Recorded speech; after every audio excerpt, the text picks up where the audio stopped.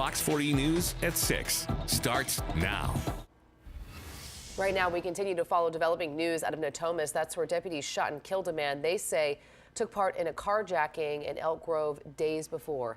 Thanks for joining us tonight at 6 o'clock. I'm Nikki Lorenzo. And I'm Eric Harriman. Deputies are saying that they had no choice but to shoot and kill that suspect. So here's where it happened. It happened in the parking lot of the Food Max grocery store right near the intersection of Truxell and San Juan, again in Natomas. That's where we find Fox 40's Doug Johnson joining us now live with more on what we're learning as the investigation into that shooting continues. Doug.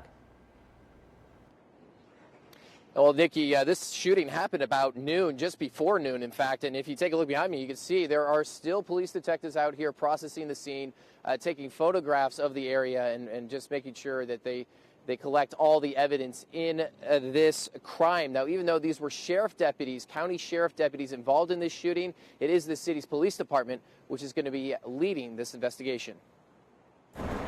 Carjacking suspect, a man in his 40s, may not have been in front of this Natomas Food Max for very long before he was shot and killed by two Sacramento Sheriff deputies. They had cut somebody off prior to coming to this location. Tyrone, who didn't want to give his last name, says he and his dad saw the suspect vehicle, this white SUV, driving aggressively on Truxell Road before it entered the parking lot. The police was right behind them and followed them over here. And when we pulled in, that's when I heard the shots fired. 5 or 6 shots, according to witnesses we spoke with. Gunfire which panicked those inside the Food Max. According to the Sacramento Police Department, the suspect was in the passenger side of this SUV. That's when the deputies fired on the suspect because the department says they had no choice. The suspect exited the vehicle and posed an immediate threat to both deputies. After he was shot, police found a handgun on the man. The driver of that car was detained, but so far she has not been charged. Our investigation will include seeing what she's responsible for. This all started originally on Saturday in Elk Grove when that suspect was pulled over for shoplifting at a Walmart, but he drove off, kicking off a high-speed chase and a subsequent carjacking. Elk Grove police eventually pulled back, letting him get away, but soon discovered who he was.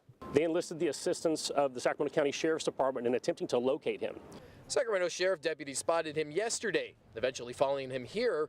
What prompted those deputies to approach him in a crowded shopping center parking lot still remains unclear. Like, oh, someone got shot, and then we seen the body, so it's kind of scary.